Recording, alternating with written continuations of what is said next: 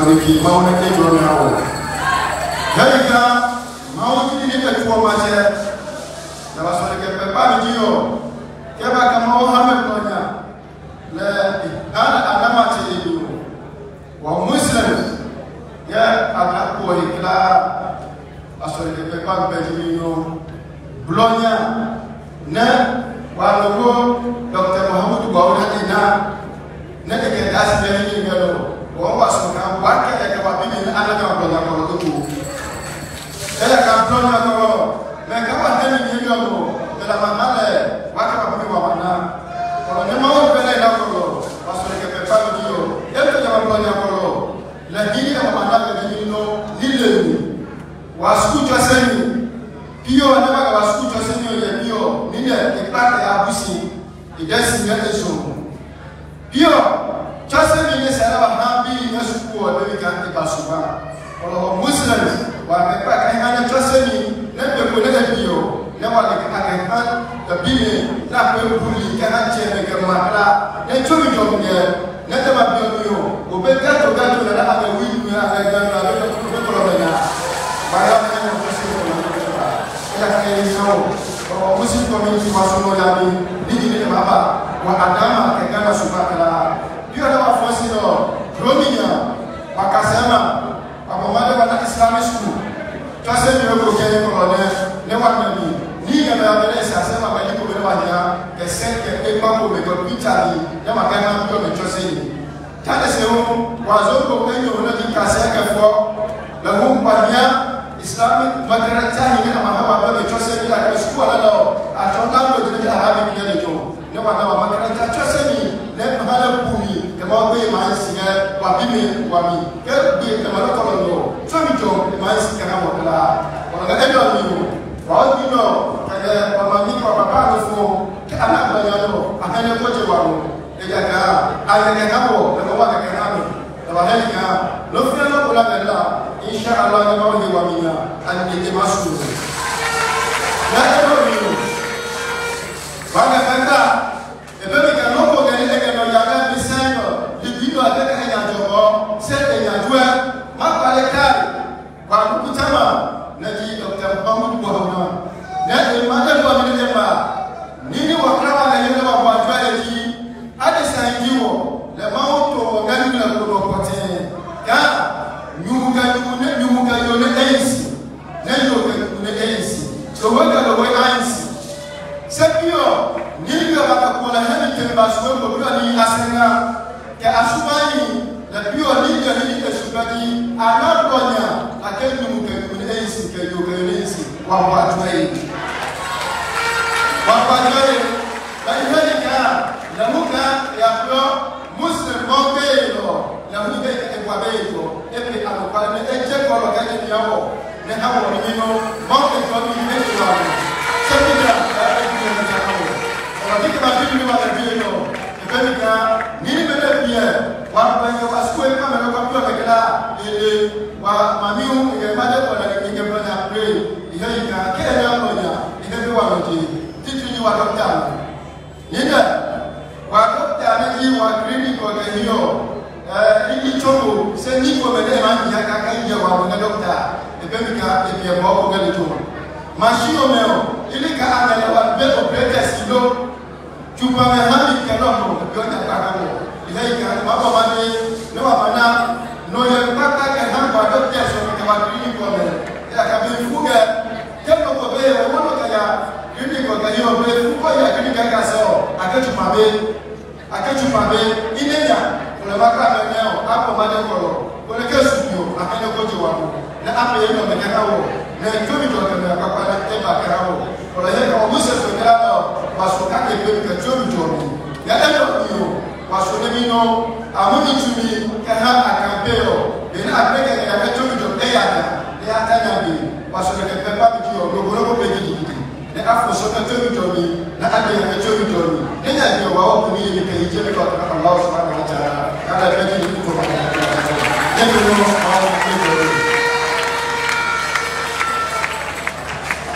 Thank you very much. At this point, we will invite our our traditional authorities, no other person than Nana Osusi Akwe II, the Vice President of the Ada Community Chiefs Association. Nana Osusi Akwe II.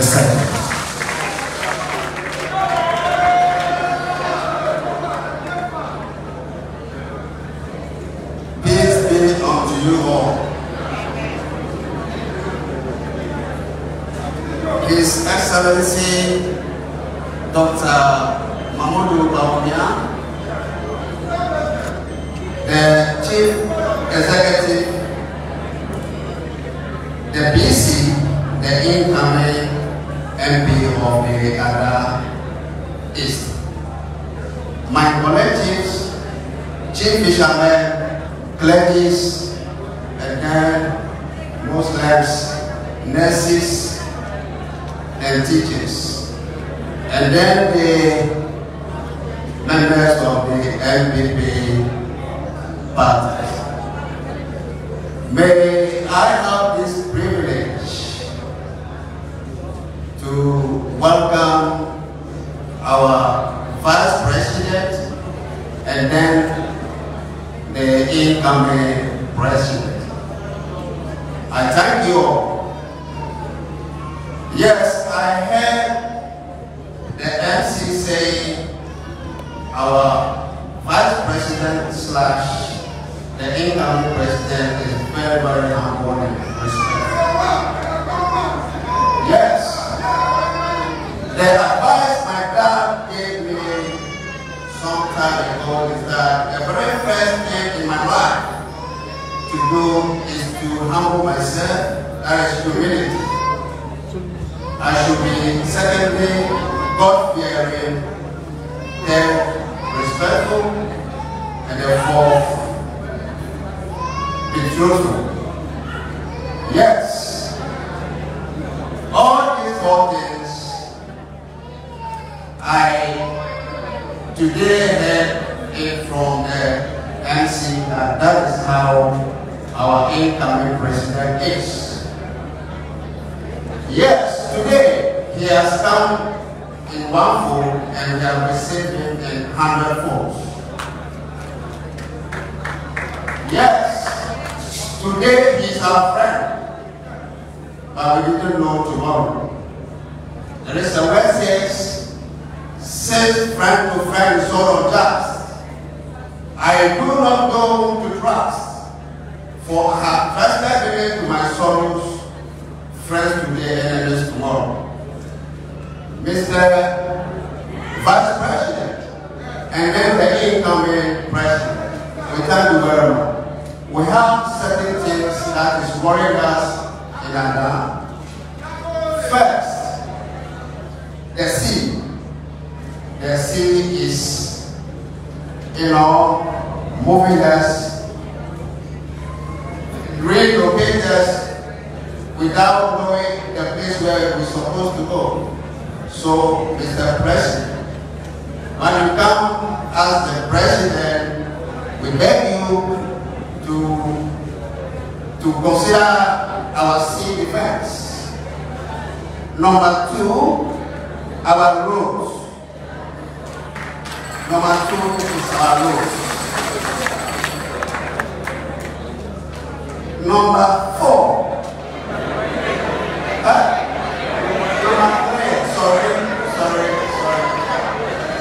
Number three, our youth.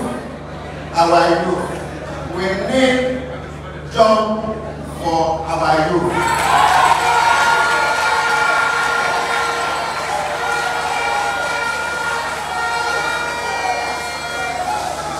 Yes.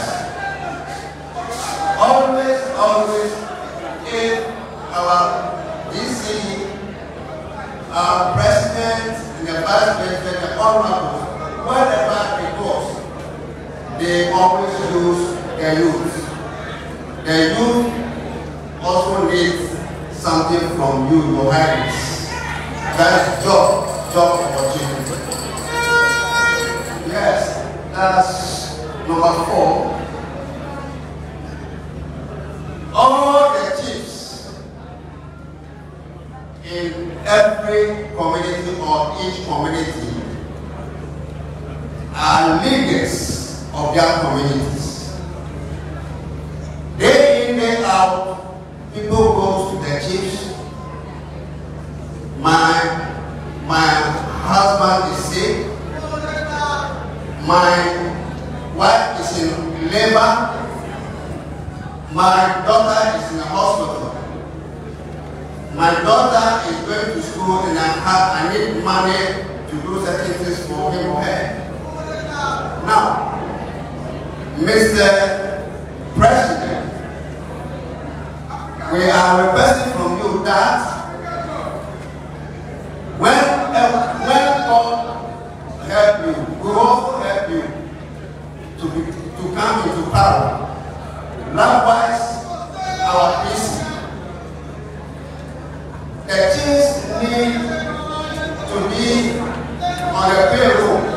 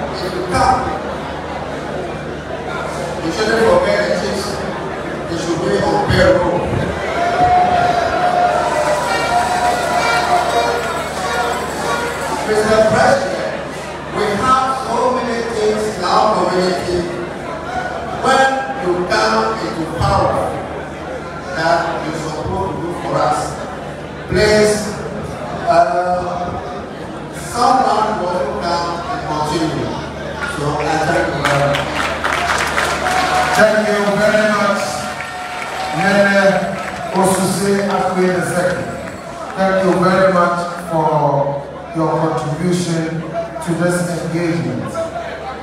At this point, I will invite our parliamentary candidates, Madam Doroki, to make a few brief remarks before our platform. Thank you.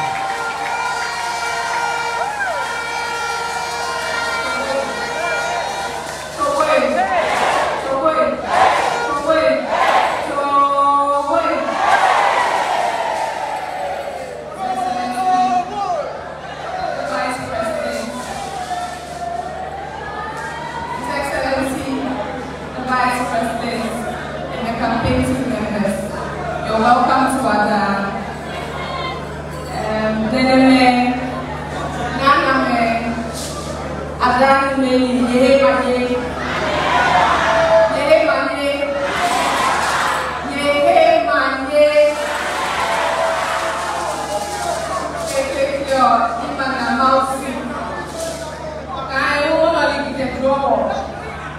I want to thank the Almighty God for blessing us with this day. And secondly, I want to thank His Excellency the Vice President and the campaign team for visiting us today. And His Excellency Dr. Alhaji Mahmoud Bawumia, the campaign team of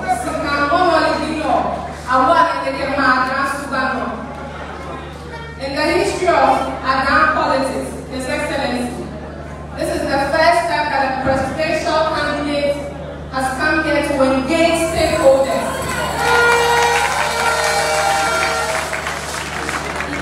Adan politics, this is the first time ever a presidential candidate, no one ever might be a president, a way that they can nominate no, it's a sign that yes, it is possible. Adan is going to be part of history making. Adan for 32 years. By His Excellency, with the greatest of respect, this time, 2024, inshallah, we are promising that Adam will fall for the NPP. Adam will support you. You will make sure to be part of history making.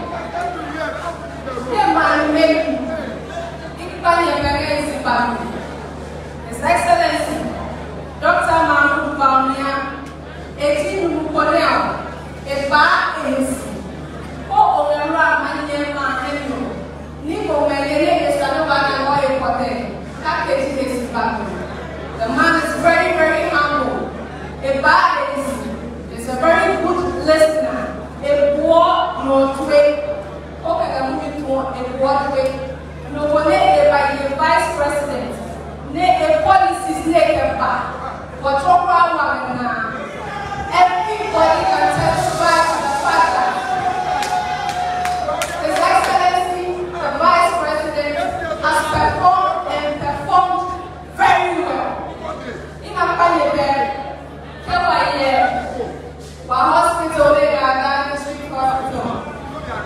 Before the ambulance yaka. One or two, this man, this selfless leader, no overnight drones. They go get a gun. A man here for your pepper in a house to whatever.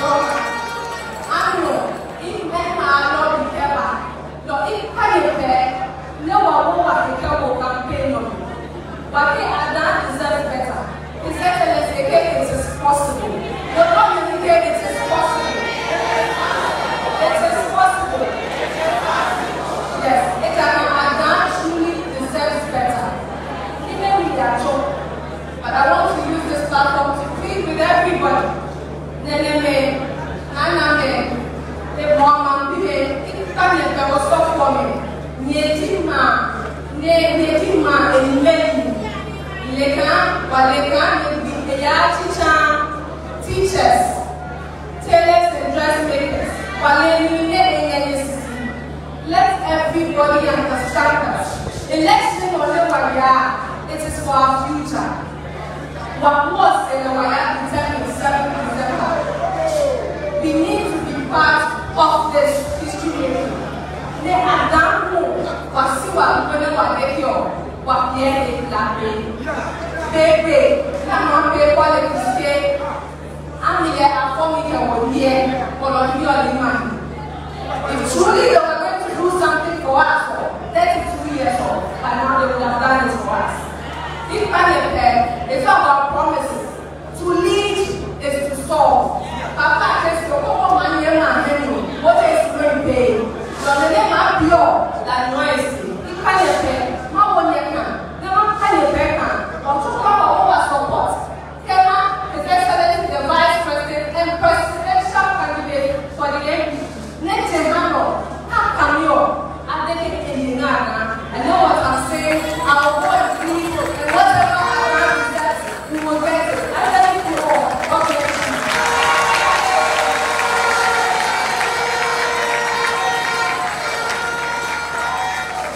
very much. I realize that we have our guests here. We have our clergy here, we have our Muslim chiefs and imams, we have our traditional authorities, and we have our market women and all who seamstresses, hairdressers. You are all here. Give us a wave, all of you. Fisher folks are also here. We thank all of you for making time to come. At this point, we would like to invite our father, the next president of our republic, His Excellency Dr. Alhaji Mahmoud Bawumia, to speak to us. Thank you very much.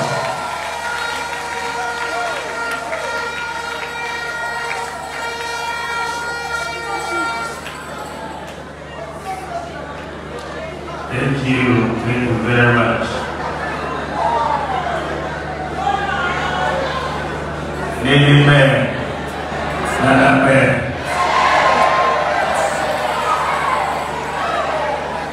Our eminent the imams and the chiefs from the Zobo community, the nurses, the teachers, the hairdressers and the seamstresses, the public servants, our people from Adam constituency. I want to greet all of you good morning. Today I'm here in Adam as part of my campaign across the whole of Ghana. I am the presidential candidate for the New Patriotic Party for the 2024 election. And so I'm going all over Ghana to visit every constituency and to make my case for why I should be the President of the Republic and the NPP parliamentary candidate should be your Member of Parliament. I want us to make history together. Adam has never voted for the NPP in 32 years. But I believe that with God, it is possible. It is possible that you can vote for the NPP for the first time in history. Let us vote for Dr. Bawumia and let us vote for Tony to become our Member of Parliament. Many people, of course, know me because I've been in the public space as a vice president over the last 8 years.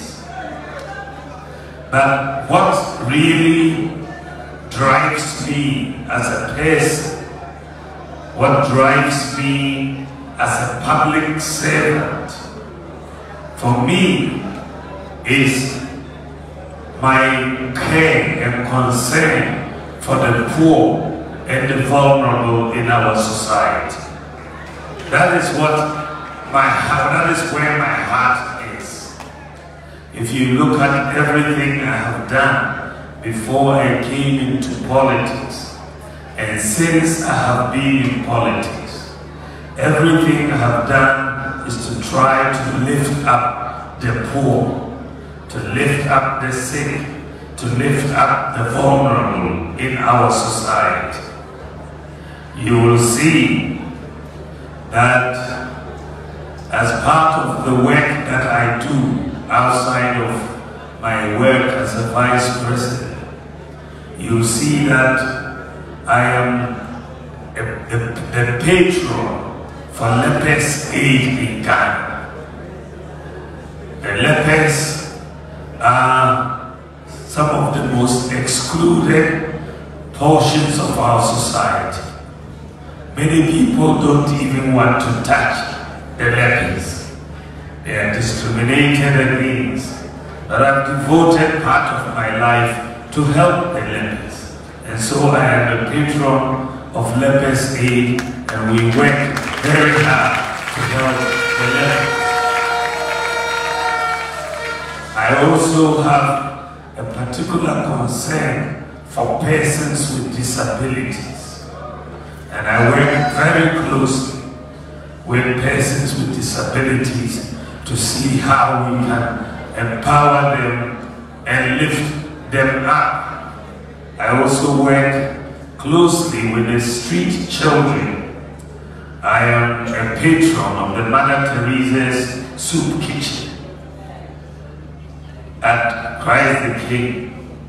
I'm also working with Father Campbell on looking after the street children in Ghana. So I also am very concerned about the sick and how we can help the sick in our society.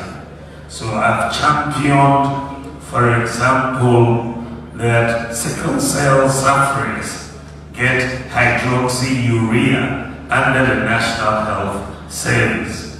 I've championed that people with kidney problems get free dialysis under the National Health Service that we are doing. So my heart and my focus with what I do, even with what I do with digitalization, is to help the poor, those who have no voice in our society, who will speak for them. I get along with everybody, and you will see that when you look at my family background, I come from a large family. My father has 17 surviving children, a football team and reserves. 17 surviving children. But growing up, in my family, for example, 17 of us surviving. 9 of us are Christian. 8 of us are Muslim. That's just in my family. So growing up, I had the Bible and the Quran right in the house. Growing up. So I have an affinity and a good relationship across the religious divide. You see me, I will go to church, I will go to the mosque, and I have no problem with interacting with Christians and with Muslims. I don't have any problem at all. I help a lot of churches in Ghana, even though I don't announce it. Help them build churches in Ghana, even though I don't go out to make public statements to those effects. Today, I am a Muslim, proud Muslim, but I am also the patron of the Methodist Boys Brigade in Ghana. Because when I was a child, I was a member of the Methodist Boys Brigade. So, my background is about Ghana. When I look at you, I don't look at you through the prism of tribe or religion. I see you as a God's child, as a human being, and I relate to people as human beings. As I am campaigning to become president, I want you to know that this election is about our future. It's a very important election. Probably the most consequential election in our generation. There are two of us who are trying to be president. Dr. Bawumia and the former president. There are others, but the two main contenders are Dr. Bawumia and the former president. We are the two. The former president, by definition, has already become president before. He sat on the seat for 4.5 years, and then he was vice president before. So we have all seen his work as president. Isn't it? There's no new discovery to make. We were all witnesses to his performance as president. Remember that during his time as president, this world had no global crisis to face. We didn't have COVID-19. We didn't have the Russia-Ukraine war. We didn't have a global economic crisis. But when he became president, it didn't take long for him to tell us that all the meat was finished and we were only left with bones. You remember that Dompe was the one that was left. All the meat was finished. And because the meat was finished, even chalk in school was a problem. Teachers will attest to this. Chalk in school was a problem. We had problems with teacher training allowance. He cancelled. Nursing training allowance was cancelled. We slept in Tucson for 4 years plus. So many things were really spoiled in that period. So many jobs destroyed. Many people died because hospitals did not have electricity. We were queuing for petrol, if you remember. And the National Health Insurance was collapsing. The National Ambulance Service collapsed. We had only 37 ambulances in Ghana. You saw the reason for all of this happening. And therefore, when we went for the election of 2016, we voted and voted him out of office. He was taken out of office in 2016. And we, the NPP, in 2016, made a pledge to Ghanaians that if you vote for us, we are coming in with new policies. One key policy that we promised Ghanaians was the free senior high school education policy. We said to Ghanaians we would bring free SHS. The former president told us that we were lying to Ghanaians, that it was a 419 promise, that it was not possible. And we said, by the grace of God, it is possible. And so, over the last 8 years, we have delivered free senior high school education to our country. Every part of Ghana, 5.7 million children have benefited from free senior high school education. 5.7 million. And you see that when the total enrollment in senior high school at the end of 2016 was 800,000. When we introduced free SHS, after 7 years, by 2023, the enrollment had gone up to 1.4 million.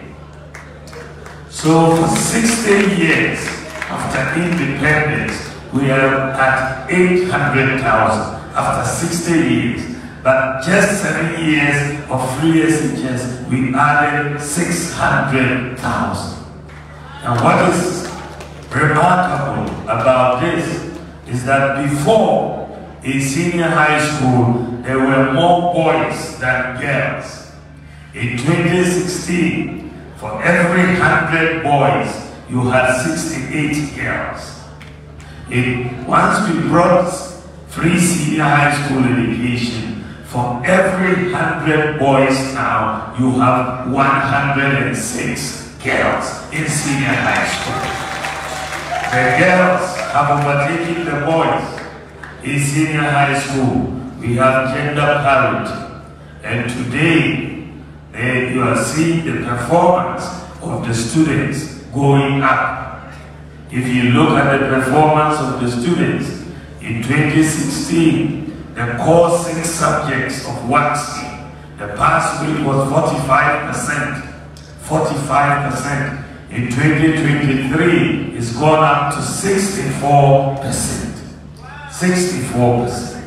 In the core, this is the highest in the history of the WACC exams. But what is even more remarkable, if you look at it from the point of view of West Africa, under the West African Exams Council, the top 3 students in West Africa under the WACC exams, number 1, number 2, number 3, were all from Ghana. All from Ghana. It tells us our standards have not fallen. They have rather improved, notwithstanding the fact that we have increased access.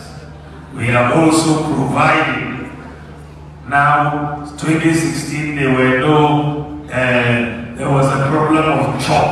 But today, we are buying laptops, tablets for every single senior high school student in Ghana. So we are going to be distributing these tablets for senior high school students.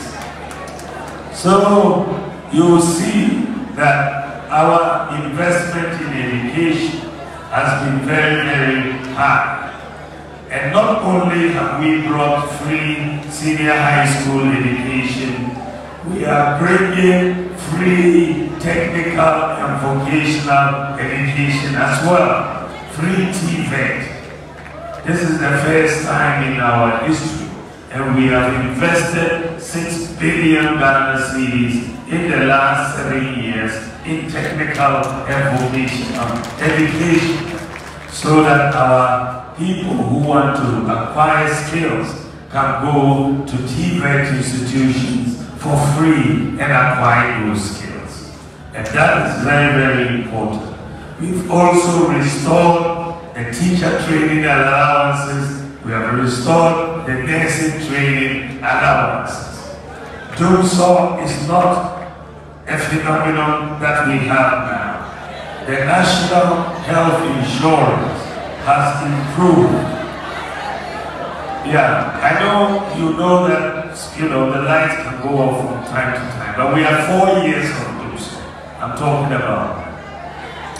So you saw that today we are not queuing for petrol. You see that the National Health Insurance Scheme has been upgraded. Today we are covering childhood cancer, we are covering sickle cell, and we are covering kidney dialysis for the National Health Insurance. But if you look broadly at the performance of our government,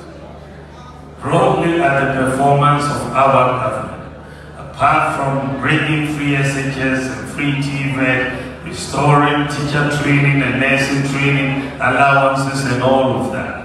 If you look broadly in terms of Ghana, what we have done, our government has built more roads than any government in the Fourth Republic. We built more railways than any government, built more schools than any government, built more hospitals than any government, built more sanitation facilities than any government, more public libraries than any government, more courthouses than any government, more equipment for the security agencies than any government, more hospitals than any government, more fiber optic cable than any government, more factories than any government, more jobs than any government. And that is on the basis of data. I'm just speaking on the basis of data. So we haven't done everything, that is true. But we've done more than any other government has done in the fourth republic. And that is the fact. But I want, and all of what I have said, I have not yet come to digitalization of the economy. I have not come to digitalization. I started talking about digitalization before I came into government. I wrote a book 14 years ago to advocate for why Africa and Ghana should go digital. When we came into office, and the reason why I believe that the digital economy is the transformational economy is that it really helps the poor. It helps to fight corruption. And it helps to include everybody. So when I came into office, I focused on a few things. First of all, we wanted to issue the Ghana card to give everybody a national identity. We've issued 18 million Ghana cards. In terms of digital identity, Ghana is leading in Africa. The Ghana card has helped us to fight the problem of ghost workers in our country. Ghost workers exist when you go to find people's names on payroll, but they are not actually working. But one of the problems ghosts have is that they don't have fingerprints. Ghosts don't have fingerprints. So we said, let us match everybody on the government payroll with their Ghana card. When we did that, when we went to SNIT and matched everybody on the SNIT pension payroll with the Ghana card, we found 29,000 ghost pensions in SNIT. 29,000 ghost pensions. We saved SNIT over 400 million Ghana cedis. When we went to the National Service Scheme, we found 44,000 ghost workers. 44,000, saving them over 350 million Ghana cedis. So today, with the Ghana card, we have been able to introduce the no guarantor student loan scheme for our students. Before, to get a student loan, you needed a guarantor. Many people couldn't find guarantors because not many people wanted to put their pensions at stake for the students. But when we did the Ghana's card, we said, we can always find you if you are registered under the Ghana card. So no need for a guarantor. The Ghana card is sufficient as a guarantor. Today, because of the Ghana card, even babies who are born in Ghana today, we are giving them Ghana card ID. Babies. So today, if you give birth to a child, we have linked the NIA database with the Ghana Health Service database, with the births and deaths registry. So today, if you give birth to a child and you take that child for weigh-in, at the weigh-in, by that time you have done the outdooring. So at the weigh-in, the child will get two IDs, the Ghana card ID and the birth certificate ID at the same time. In Ghana, we are the only country in Africa that is able to do this. We are the only country in Africa. We have registered the Ghana card with the International Civil Aviation Organization in Canada. It has passed all the tests. So even if you go abroad today and your passport gets lost, whether you are in China, America, Australia, Japan, UK, Cameroon, if your passport is missing, you can take your Ghana card and board a plane and come back to Ghana. It is recognized in 44,000 airports and border points across the world. When we came into office, we had a problem. Address systems were not there. And we said, so many places, so many villages, so many towns had no address systems. No economy can develop without a working address system. And so we said, let us go digital and do a digital property addressing system. At that time, no country in Africa had done so. And we had only one country in the whole world that had done so. When I said let's do a digital address system, many people said it was not possible. I said by the grace of God, it is possible. And today, Ghana has done a digital address system. No matter where you are, even if you are on the farm, your farm has a digital address. If you are on the water, wherever you are, it has a digital address. We are the second country in the whole world to do a digital address system. So today, finding places is very easy if you are given the digital address. The third thing that we did when I came into office, was to say many Ghanaians did not have bank accounts. 70% of Ghanaians did not have a bank account. Many people had Momo accounts, but the Momo accounts were limited. You could not send money from MTN to Vodafone or from MTN to Airtel Tigo. You could not take money from a bank account and put it in a Momo account. So I propose that we do what we call mobile money interoperability, so that you can move money from one telco to another, from a bank account to a Momo account. When I said that, many people said it was not possible, because no country in Africa had done it. I said, by the grace of God, it is possible. We are going to do it. And today, Ghana has done mobile money interoperability. We are the first country in Africa to do so. And today, you can sit on your mobile phone because of that and buy electricity credit on your mobile phone.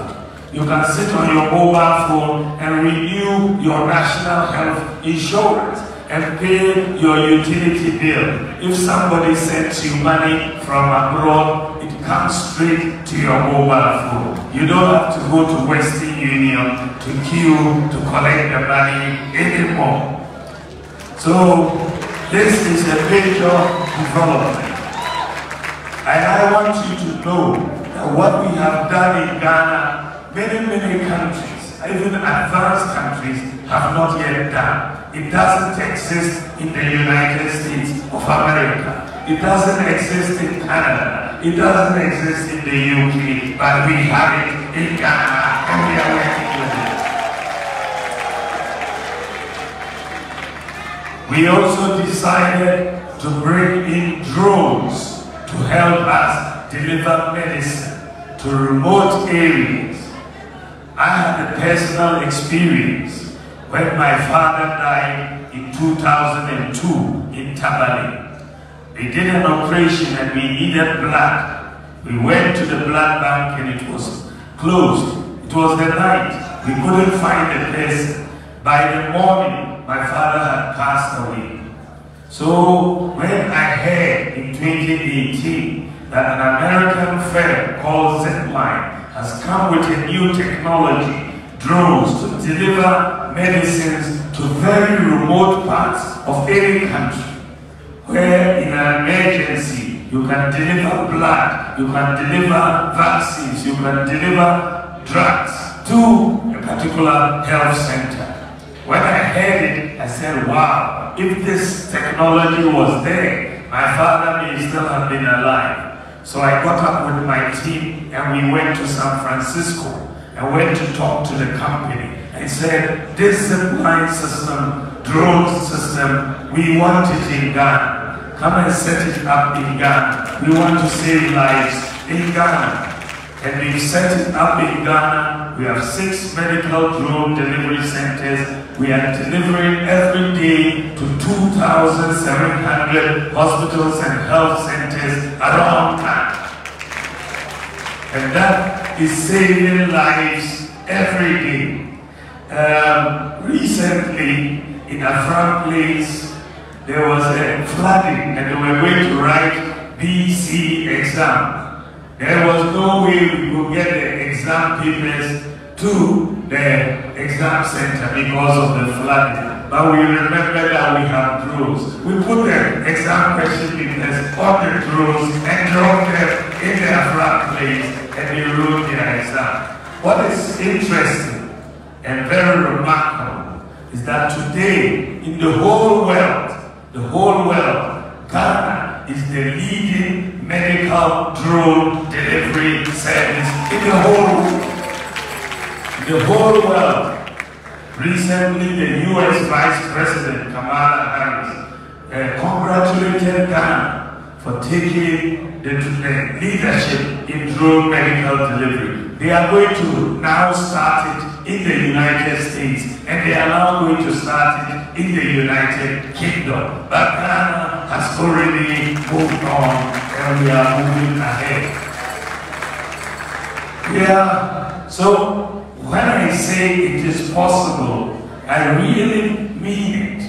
We can do more than even the advanced countries if we put our minds to it. We can do more. And I believe that we can transform this country. And this is why, as my boss's term is coming to an end, this is why I want you to give me an opportunity to become president and continue with all the works that we are doing. I want you to help. I have many ideas that I want to bring forward. First and foremost, I believe that we are still an agricultural country, and any government has to pay a lot of attention to agriculture and fishing in our economy. That is what drives the economy. 60% of our population, north, south, east, west, is engaged in agriculture and fishing. And so this is where I want to focus, to bring technology to add to our agricultural, the farmers, to bring credit and loans to add to them so that they can expand their production, to make sure they can obtain the very implements and the equipment that will allow them to do farming on a large-scale basis so that we can bring food prices down and ensure food security. So that agriculture and fishing broadly is going to be a main priority. The second policy that I want to bring in, as far as my presidency is concerned, is to bring a new drive for Ghana to move away because our electricity bills are high. And I want to bring new policies to bring down the cost of electricity in Ghana. The reason why our electricity bills are high is that we import oil and gas to produce electricity. And those are expensive.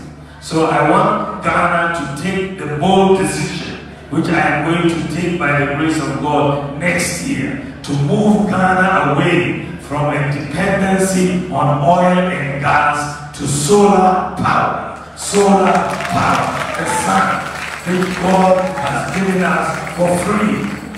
Let's use solar power to generate electricity. I want to inject 2,000 megawatts of solar power into our generation mix. And once we do that, we are able to bring down the cost of electricity by 50%, reduction of 50% if we bring solar power into the mix. So that is also a very key thing that I'm going to bring. The third major thing that I'm bringing into Ghana is something that exists in the developed world. It's called a credit system. In the developed world, in the advanced countries, when you want to buy something, there is credit available. There's access to credit. So if they go to buy a TV, they'll pick the TV up and pay small. By 3 years, they'll finish paying for the TV. If they want to buy a boat for fishing, they'll pick it up and pay small.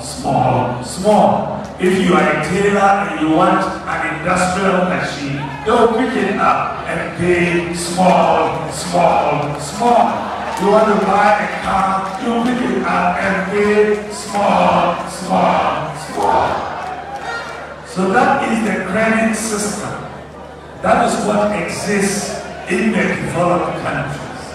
So if you are a teacher here, or you are a nurse in Ghana, even if you are paid the same as your colleague in the advanced country, those enjoy 10 times more goods than you because they have a credit system. In Ghana, it is cash down. Everything you want to buy is cash. Everything is cash. So you don't have enough to do much because your pay will be finished very quickly. Before even the beginning of half the month is all gone. Isn't it? Because everything you pay, you are paying cash. So I've looked at this system and I want us to transform Ghana. I want Ghana to move away from this cash system to the credit system that exists in the developed countries. We want to move to the credit system. And how are we going to move to the credit system? What exists in the advanced countries that allows them to have this credit system? There are 3 major pillars for a credit system that allows it to work. The first one is that everybody must have a unique identity. You must be able to identify everybody so that if somebody is giving you loan, they know who you are. You cannot go back and change your identity and say, I'm somebody else. So, number 1, everybody must have a unique identity. Number 2, everybody must have an address. Everybody, because without an address, if somebody gives you credit, how can they find you if you don't pay? Isn't it? So you need an address. Everybody must have an address. Number 3, everybody must have a bank account. So that if they are giving you the credit, you know where you can pay it. You see, they know where to put the money, you know where to receive the money. These are the 3 critical elements for any country to have a credit system. In Africa, in Sub-Saharan Africa, only one country has a credit system, and that is South Africa. Only one country.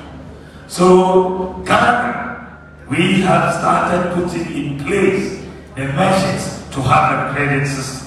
The 3 things that are necessary: unique identity, we have Ghana card. Address system, we have the digital address. The bank account, we have mobile money interoperability, which works. So now you see where my vision was going. That we needed to put these things in place. And the good news I have for you is that we have finished the work. We have finished the work on the credit scoring system in Ghana. everybody will have a credit score.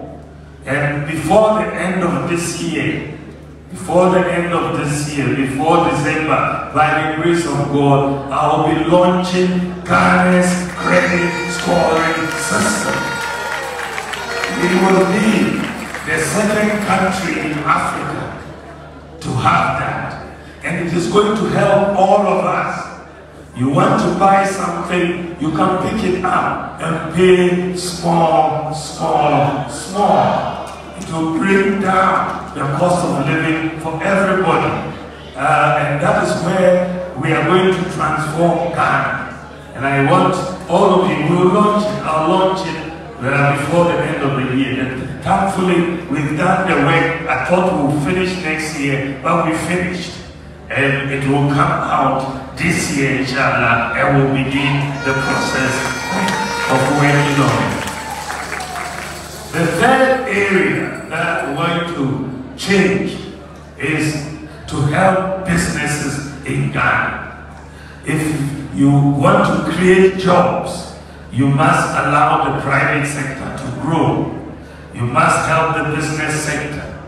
There are a number of policies that I am bringing to help businesses grow. The first one, a lot of our business people are women. And so I am establishing a women's trade empowerment fund to give money to women business women to do their trading activities. So we are going to give capital to women who are business people to trade. So that is one policy that we are bringing, the Women's Trade Empowerment Fund. The second major policy that I'm introducing in Ghana to help businesses and to grow jobs is what we call the Buy Ghana First policy. Buy Ghana First policy means that by law, government will be required, if you want to buy anything, to look for it in Ghana first before you think about importing it from abroad. So if it is uniforms we want to buy, then we have many tailors in Ghana. We should buy first in Ghana and give our tailors the jobs to sew the uniforms for our school children. If it is furniture, we have carpenters. If we are buying electrical equipment, cables, we have manufacturers here. So we will be moving away from importing everything to buying in Ghana, and that will create the jobs for all our people. I am also going to introduce a new tax regime in the country. The tax regime has been a problem for many businesses. There are many disputes with GRA as far as tax liability is concerned. I had my team do a study on which is the best tax regime in the world. They did the study and they came up with Estonia. Estonia has been #1 in tax competitiveness for the last 10 years in a row. So I got up with my team and we went to Estonia to understudy their system.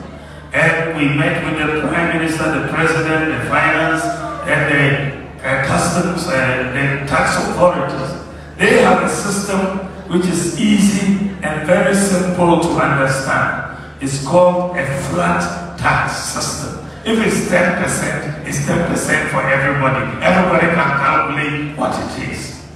And so Ghana, after all this study, I've decided that Ghana is going to move to a flat tax system next year in 2025.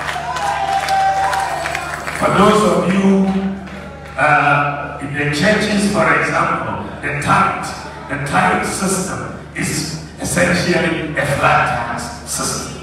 And it's very easy for everybody to understand how much they have to pay at the end of every month or at the end of every year. So next year, we are going to start afresh with a flat tax system. But to be able to start afresh, I'm going to give a tax amnesty to all businesses and all individuals so that we all start from ground zero. So you don't have any problems with GRA, you will all start with tax amnesty, and we will start with a flat tax system. And we are bringing that flat tax system to the ports as well. Import duty is now going to be based on a flat tax system. So if you are bringing in spare parts and it's a 40-foot container, you know the tax on a 40-foot container before it arrives. If it's 20,000, it's 20,000. It will not change. It will not tell you exchange rate has changed, pay this, pay that. If it's 20,000, it's flat. It's 20,000, pay and bring out your container from the port. And then we are going to have a new law for import duty that is going to say that Ghana's import duty on any commodity cannot be higher than Togo's import duty for the same commodity. Why we are saying that is because if ours is higher, there will be smuggling through Togo into Ghana. So we will be the same or lower than Togo, so that we will have a much better system in Ghana. The other thing that I want to introduce, I want to bring the chiefs. I want to bring the chiefs closer to government. The chiefs have been sidelined in the governance of this country for a long time. And so in my manifesto I've said that it is very important to bring the chiefs closer to government. And so I'm going to amend Section 63 of the Chieftaincy Act to give some additional powers to the chiefs to do that. Currently, the second thing I'm going to do is that currently the lines of succession are not codified, and you have a lot of chieftaincy disputes. As a result, the lines of succession are not codified. So I'm going to work with the Judicial Council of the House of Chiefs so that we codify the lines of succession to every stool, to every scheme in Ghana, so that we don't have any disputes over who should become a chief in any particular country. The third thing that I'm doing for the chiefs is that we have a lot of land disputes, and many of those land disputes is because many chiefs who have land, because the lands are vast, they don't register them. They don't register them. And so you can have many disputes over land. I am going to bring in a dispensation for the chiefs. The reason why the chiefs don't register the land is because you have to pay a fee when you register per acre or per plot. It can be very expensive if you have a large tract of land. So I'm bringing in a dispensation to say any chief who wants to register land can initially register it for free. When you are selling the land, we will collect our fee from your sale of the land. But initially, you can come and register it for free, so that we will have a complete database of who owns what, so that we will not have land disputes. So you can register it for free, but if you sell it, government will collect the fee for the registration from you at that point in time. So that is where we are going. I also want to bring the churches closer to government, the Islamic institutions closer to government. The churches, in my opinion, the faith-based institutions are our #1 development partner in the country. If you look at the schools they build, you look at the hospitals they build, so many that the faith-based institutions do. But there's very little support from government for the work that they do. If it is a development partner, when we say development partner, we usually think of external development partners. If they come in and they say they are building a hospital or a school, we say, oh, you are a development partner. You don't pay duty. You can bring in the equipment for free. But if a church wants to bring it in, we say, go and pay duty. duty. If an Islamic institution wants to bring in equipment, we say go and pay duty. So I'm going to change that. I'm going to reclassify all the churches and the Islamic institutions as development partners. And you will also be entitled to the same incentives as our external development partners are. Another issue that we need to have a lot of clarity on, you hear LGBTQ+, where men are supposed to be able to marry men and women are supposed to be able to marry women. Under a Bawumia presidency, that practice will never be tolerated in Ghana. We will not agree. We will never agree to those things in Ghana. We are going to protect our society. It is not allowed in the Bible. It is not allowed in the Quran. It is not allowed by our traditions, not allowed by our culture. So we are going to defend our society. We are going to defend our values. We are going to defend our culture. We are going to defend our religion. And that practice, no matter what the cost, we are not going to tolerate it in Ghana. We are not going to tolerate it in Ghana. For the nurses and the teachers, one of the things that you used to enjoy was the car import duty waiver. Isn't that the case? But it was cancelled by the former president. And the excuse he had was that there was so much abuse. But now we have digitalization. And we can identify everybody uniquely by the Ghana card. So I'm bringing back the car and import duty waiver for the nurses and the teachers. I'm bringing it back for you because we can check any abuse that is coming. The other thing because that is one of the benefits of digitalization. Another area where we are going to see the benefit of digitalization is in the application for passports in our country. Today, if you want to apply for a passport, you have to fill the form, add documents, and all of that. Go through the process.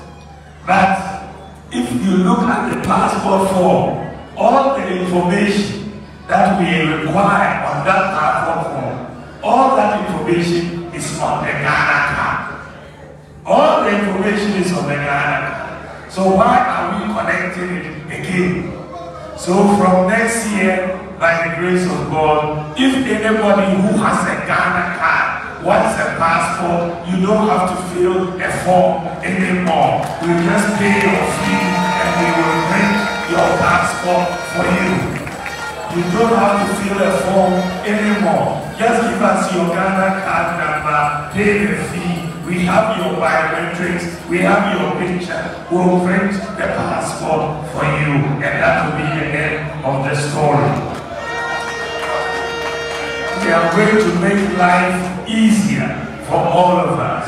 Today, if you have a driver's license, the driver's license is valid for only 6 years. But every 2 years, you have to go to DVLA to renew your license, isn't it? I'm changing that. The driver's license will now be valid for 10 years, and you can renew it every 5 years. So that is where we want to make life easier for all our people. For persons with disabilities, I'm coming with 2 reforms. One is that all persons with disabilities who want to go for tertiary education can go for free under my government. They will all be able to go for free. The second part of what we are doing is that we are bringing in a quota. For all government recruitment, a percentage is going to be reserved for persons with disabilities so that they will be able to enter the workforce very, very easily. We are also going to bring in digital skills. A lot of our youth, even school dropouts, we can train them to have digital skills. They can stay here in Accra if they have digital skills, but be working in America, in Canada, in Germany, in Japan, in the UK, right from here. And we can train 1 million youth to have digital skills. The world is moving into the digital area. So we have a whole lot of policies that I'm bringing on board to help. But fundamentally, let us be clear that I have never been president. I've only been vice president. My opponent has been president before. I have only been vice president. And all the work I have done, all the policies I have introduced, I have done it as vice president. Everybody says that if you look at vice presidents who have come into Ghana, you will not find a vice president who has been as effective as Dr. Bawumia. You will not find. I can show and point to 33 different policies that I have brought into Ghana as vice president to support my government. One constituency, one ambulance, Agenda 111, the DREAM project, zipline drones, the Ghana card, the digital address system, the mobile money interoperability, the Zongo Development Fund, the e-health, so many policies. So many policies. But I've done all of this as vice president. So if as vice president I've been able to do all of this, it means that as far as the vice president exam is concerned, I have passed. So promote me to go and become president of the Republic of Ghana. Promote me. Give me the steer of the vehicle. One fast steer of everybody.